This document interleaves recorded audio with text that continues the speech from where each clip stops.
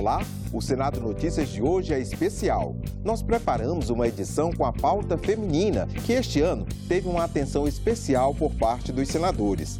Projetos e discussões que priorizaram os direitos das mulheres. No mês de maio, os senadores aprovaram um projeto que garante vagas em escolas de educação básica para filhos ou dependentes de mulheres vítimas de violência. A ideia é que eles possam estudar perto de onde moram. A proposta ainda precisa ser votada pela Câmara dos Deputados para virar lei.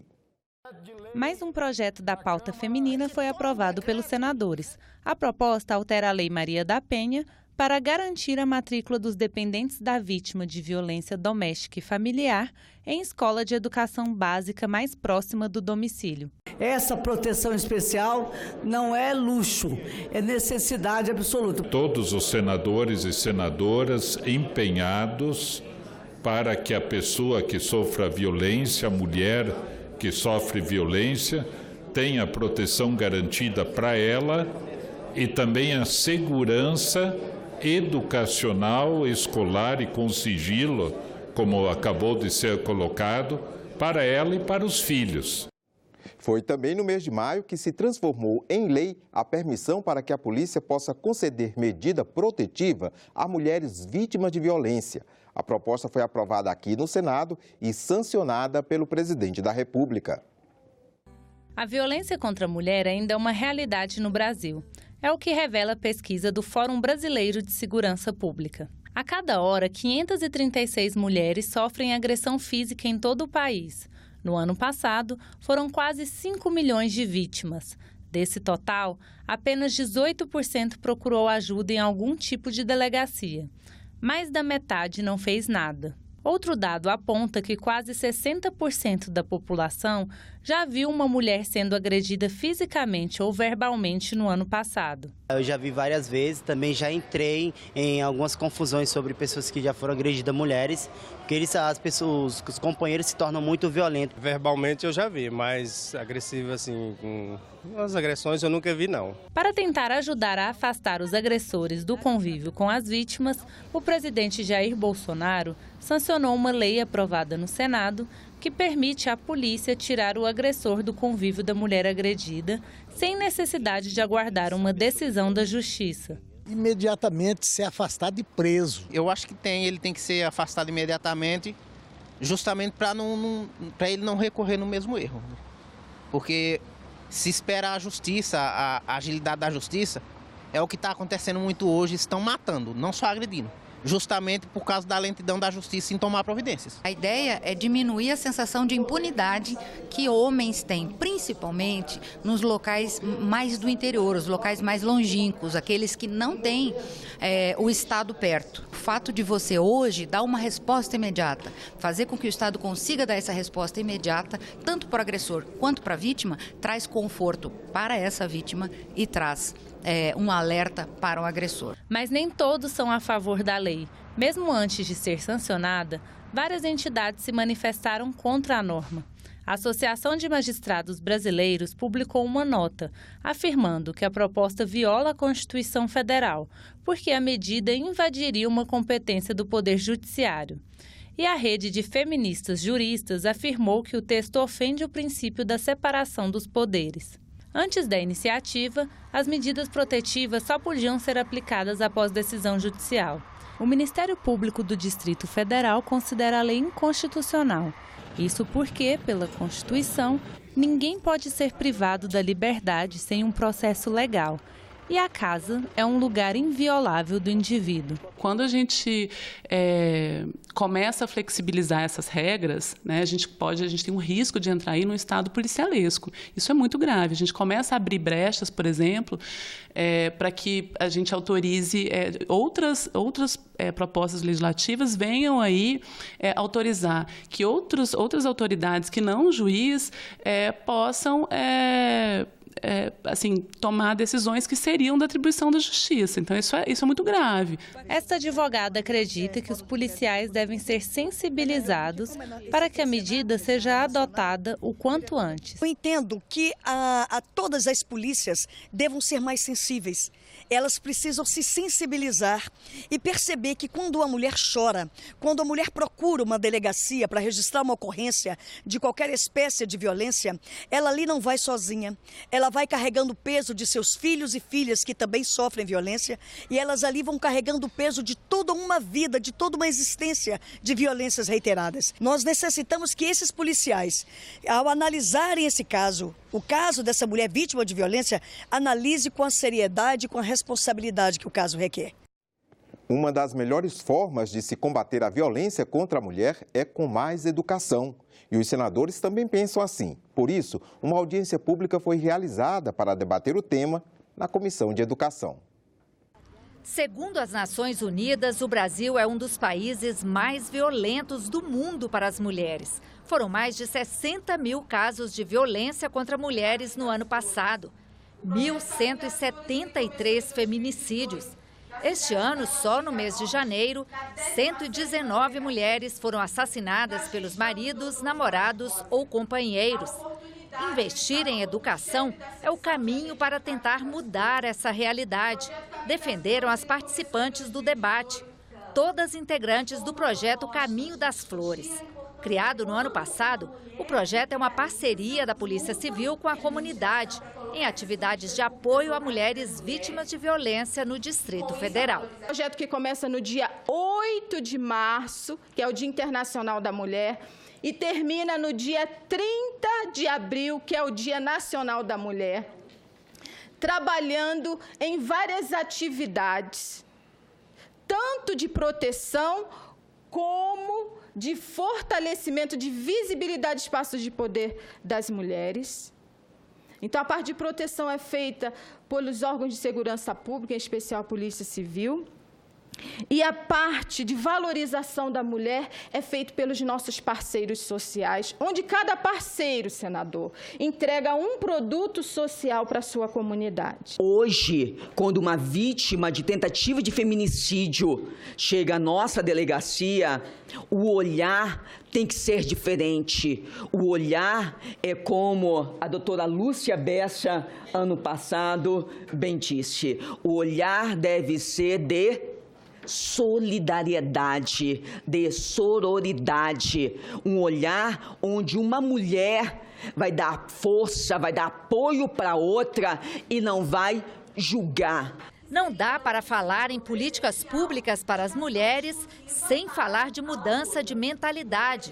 Também ressaltaram elas. A Lei Maria da Penha prevê, entre outras ações, a promoção e a realização de campanhas educativas de prevenção à violência doméstica e familiar contra a mulher, voltadas para o público escolar e para a sociedade em geral, e a difusão desta lei e dos instrumentos de proteção aos direitos humanos das mulheres. Eu venho acompanhando esse projeto maravilhoso, Caminho das Flores, mais intensamente esse ano, e infelizmente eu acabei de ser vítima também de violência doméstica.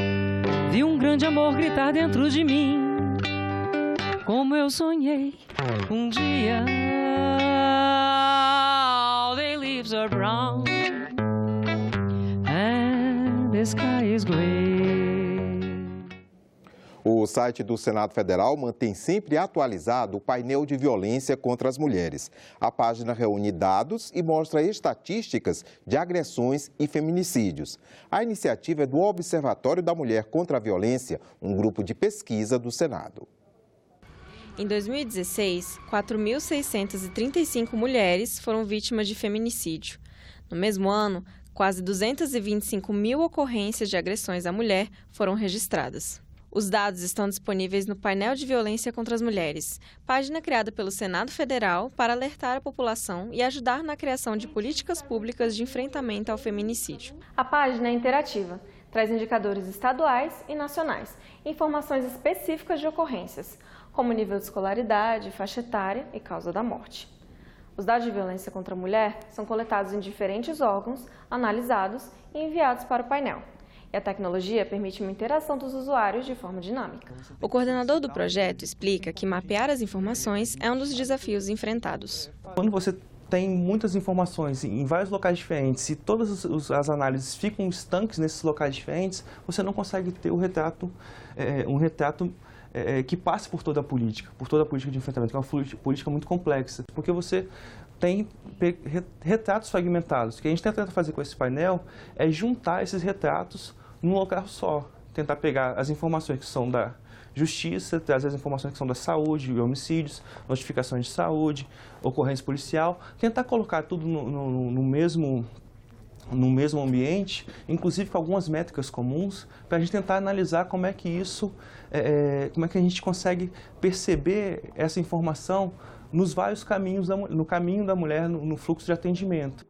A integrante da bancada feminina e autora de projetos na área de defesa da mulher, senadora Rose de Freitas, comentou a importância do trabalho desenvolvido. Esse painel interativo vai mostrar os números da violência, para que isso incomode as pessoas. E as pessoas sabem que isso não é historinha. Não tem ali uma mulher porque ela saiu com a saia curta, porque ela fez isso, porque fez aquilo, porque ela bebeu. Não tem isso. Tem uma realidade latente que está diante dos nossos olhos. Esse painel vai mostrar isso. Agora, vamos junto com esse painel, além de monitorar a violência, vamos trabalhar porque os atos concretos punam os agressores. O crime de feminicídio poderá se tornar imprescritível, assim como já acontece com o crime de racismo. A proposta de emenda à Constituição, de autoria da senadora Rose de Freitas, está aguardando a designação de relator na Comissão de Constituição e Justiça do Senado. Matar uma mulher simplesmente por ela ser mulher. Esta é a definição de feminicídio. Crime motivado por violência doméstica ou discriminação de gênero. Os dados mais recentes de feminicídio, disponibilizados pelo Fórum de Segurança Pública, são de 2016. Naquele ano, quase 5.000 mulheres foram assassinadas no país, o que representa uma taxa de 4,5 homicídios para cada 100.000 brasileiras. No período de 10 anos, foi registrado o aumento de 6,4% na taxa de homicídios de mulheres. Uma proposta de emenda à Constituição quer tornar imprescritível o crime de feminicídio. Isso quer dizer que, independente do tempo que o crime foi cometido, o Estado ainda pode punir o agente. Todas as atitudes, todas as iniciativas de lei nós estamos adotando, aumentando a pena, tornando imprescritível, para que a pessoa que cometeu um crime, um feminicídio, ela sabe que onde ela estiver no Brasil, se evadiu, foi para não sei aonde, ele vai ser alcançado. Quando for alcançado, ele vai ser punido por esse crime. A gente espera que reduza o índice de criminalidade contra a mulher. Processualmente falando, isso pode sim ter grandes impactos. Porque, de fato, uma vez que o sujeito pratica um crime e fica foragido aí por 20 anos, 30 anos, isso é muito raro acontecer, mas pode acontecer, esse sujeito pode ser punido a qualquer tempo. Mas tem quem questione a efetividade da proposta. Além de ser uma exceção complexa ao regime constitucional e não indicada, ela não apresenta bons resultados se a gente comparar, por exemplo, com o crime de racismo, que já está na Constituição como imprescritível. O que a gente tem no Brasil é a ausência de condenação pelo crime de racismo ou injúria racial. Mas as mulheres precisam mais do que isso. O que elas precisam é de não morrer e não de crimes imprescritíveis. Agressões verbais, recusa de atendimento, intervenções e procedimentos médicos desnecessários. A violência obstétrica é realidade para 1 em cada 4 mulheres no Brasil, segundo estudo da Fundação Perseu Abramo. Mas como mudar esse cenário, humanizando o parto, ou seja, devolvendo o protagonismo à mulher? Essa é a visão do obstetra francês Michel Audin, referência mundial do parto natural, que diz que, para mudar o mundo, primeiro é preciso mudar a forma de nascer. Essa tem sido a luta de vários médicos, enfermeiras e doulas no nosso país. Veja nesta reportagem especial da TV Senado. Ela está com muito pouco líquido, olha aqui. Aí meio que mostrou assim, eu não entendi nada. A bebê está super alta e tem circular. Você sabe que circular, e quando ele falou circular, eu falei, não, tá de brincadeira. Eu tinha estudado, não era médica nem nada, mas eu falei, circular não é impeditivo para parto normal.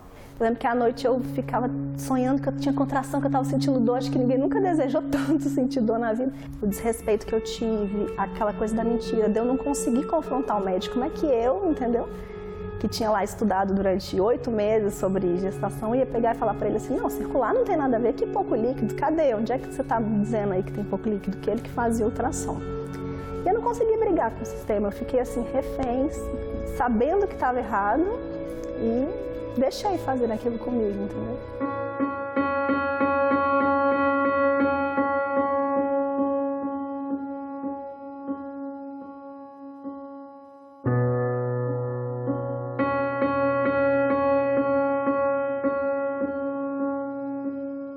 Violência obstétrica foi um termo que está sendo usado por pessoas despreparadas. Primeiro, quem é que quer que a paciente seja mal atendida? Então, eu acho que este termo é um mantra que quer macular a imagem dos profissionais da saúde, principalmente os médicos. Os médicos disseram que não cometem a violência propositalmente, por isso o termo não deveria existir. Como é que um médico que diz para uma mulher, por que você está gritando agora? Você não gritou na hora de fazer? Não tem intenção de ferir essa mulher. Tem muita gente que fala assim, não é violência obstétrica, é erro médico. Erro médico é você esquecer uma gase dentro da paciente. Você pegar a paciente, fazer um corte consciente do que você está fazendo, é uma violência. A violência obstétrica ela é qualquer ato que possa ferir a autonomia e protagonismo da mulher durante o trabalho de parto. Então, desde uma indicação de cesariana duvidosa, se essa mulher desejava o parto normal, ou qualquer tipo de intervenção na hora do parto que seja desnecessária.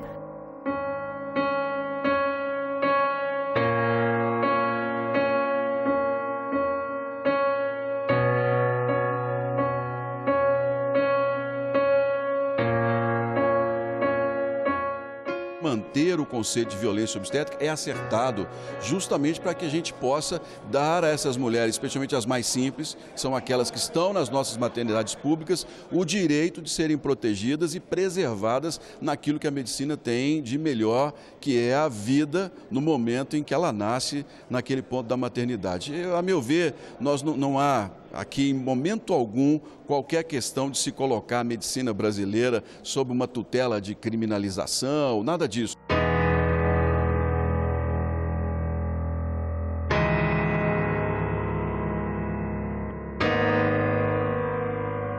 Lá no início, dos tempos, nós tínhamos o parto, ele era dominado pelas mulheres, então pelas mulheres, pelas parteiras, e ele foi retirado do ambiente domiciliar e foi transferido para um ambiente hospitalar, que era considerado um ambiente de maior segurança para o nascimento. Só que nesse ambiente hospitalar, nós temos uma série de aparelhos, nós temos uma série de intervenções que foram se tornando cada vez mais rotineiras. No momento em que você começa a aplicar essas intervenções para todas as mulheres, você foge ao que é fisiológico, você interfere no que é natural, no que é espontâneo. E essas intervenções, elas passam a trazer também resultados e desfechos patológicos. O parto é da mulher, Durante o trabalho de parto, ela pode se alimentar, ela pode ficar na posição que ela se sentir confortável. E durante o parto, propriamente, a nossa função é estar ali ao lado, atento, aos sinais de risco, por exemplo, mas a maioria das vezes é estar ali mesmo como suporte. O meu parto foi lindo, foi como a gente imaginou. Então, assim, faz toda a diferença você estar com um profissional competente e um profissional que trabalha realmente nessa linha de parto humanizado. O parto humanizado eu entendo pelo parto com respeito, Respeito no primeiro momento ao que aquela mulher quer, o que aquela mulher pensa, o que aquela mulher sonhou, o que aquela mulher quer fazer com o corpo dela, quer entender o corpo dela, e a gente está ali para respeitar aquilo antes de tudo. A humanização do parto não é parir em casa, não é parir na água, não é ter doula, é você ser respeitada durante o seu trabalho de parto, ser tratada com acolhimento, com carinho, com respeito, é você participar de todas as decisões naquele parto. A gente ajuda a gestante a conseguir dar o próximo passo ali no parto, sem sentir tanta dor.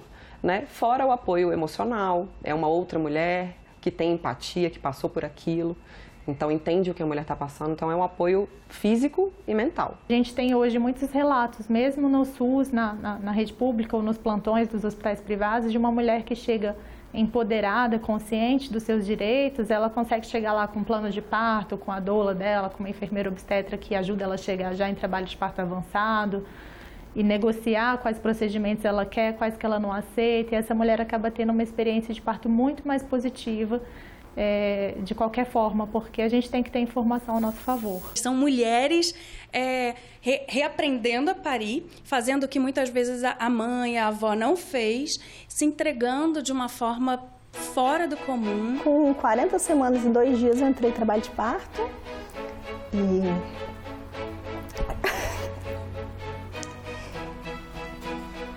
e fiquei em casa, eu tive dor, ela veio.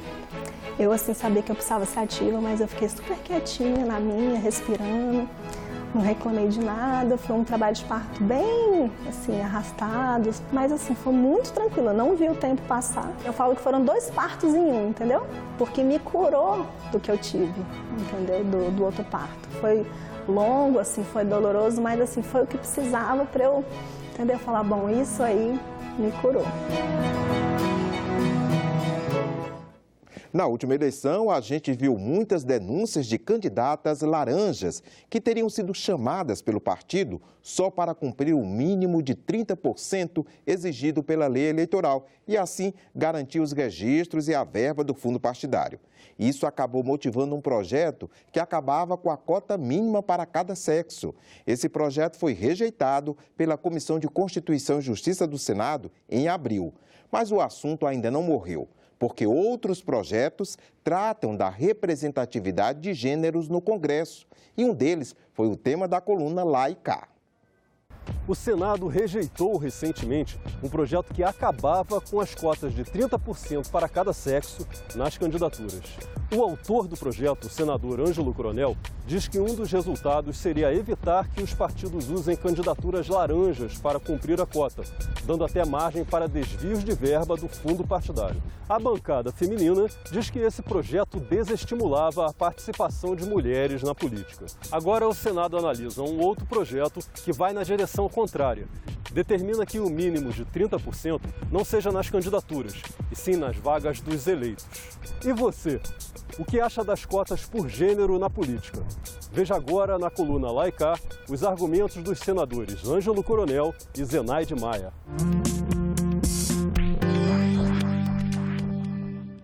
A lei que estabelece o mínimo de 30% para cada sexo nas candidaturas tem sido eficiente na busca pela igualdade de gênero na política? Em hipótese alguma. Eu acho que na vida nada por imposição dá certo. E eu faço política há 28 anos, eu não conheço uma parlamentar a nível municipal, ou seja, vereadora, deputada estadual, deputada federal, que foi eleita pela força de cotas. Se não tivesse essa lei de cotas que a gente conquistou, provavelmente a gente não tinha nem essa representatividade de hoje. A decisão do Supremo Tribunal Federal, que em 2018 garantiu que 30% do fundo partidário sejam destinados às candidatas pelos partidos, aumentou a competitividade feminina? Olha, não tenha dúvida, a gente sabe que você não faz campanha política sem recursos. Então, se não tinha esse estímulo, ia no mínimo 30%. Aquela coligação antes que tivesse 50% de candidatas mulheres, teria que distribuir os 50%. Deveria aumentar, mas acontece que os partidos não promovem o ingresso de mulheres na política. Eu espero até que no futuro, que ainda sendo mantido esse fundo eleitoral especial para as eleições, que estimule o ingresso de mulheres, mas não por cota. A lei de cotas provoca o crescimento de candidatas laranjas, colocadas apenas para atender à lei e receber recursos do fundo partidário? Não, eu acho que essa lei de cotas, essas laranjas que apareceram, foi uma desculpa para querer derrubar como um todo. Eu tenho uma opinião diferente. Se tem alguma mulher que se viu de laranja, com certeza alguns homens também que se candidatou, porque era uma coligação, para fazer votos, mesmo sabendo que não ganha. Sem sombra de dúvida, a lei das cotas é um verdadeiro laranjal. Imagine, meus caros telespectadores, se você tem uma chapa, ou seja, faz uma convenção, escolhe um número de candidatos para se candidatar ou a vereador, ou a deputada estadual, ou a deputada federal. O que é que ocorre? Se você não tiver 30% de membros do sexo oposto, essa chapa não irá ser registrada. Mesmo com a lei de cotas, atualmente o Brasil fica na posição 134 em presença feminina no parlamento. Impor uma quantidade mínima para determinado sexo fragiliza a soberania popular nas eleições? Evidentemente que fragiliza. Eu acho que o povo brasileiro tem que escolher os seus representantes, independente de ser homem, de ser mulher. Então não vai escolher porque aquele membro está fazendo parte de uma cota. Eu sou contra esse instituto da cota, porque eu acho que a meritocracia tem que prevalecer. Claro que não fragiliza. Nós não estamos dando cadeiras, como o mundo todo já fez isso, os países, pelo menos por tantas legislaturas, até elas se empoderar e seguir em frente. São um exemplo de milhares de países. Existem países envolvidos hoje que não é só 50%, nem se fala, 50% do parlamento tem que ser mulher, ele se estende aos ministérios. É isso. Você pode rever as reportagens desta edição na nossa página na internet, senado.leg.br/TV. Obrigado pela companhia e continue sintonizado aqui na TV Senado. Tchau!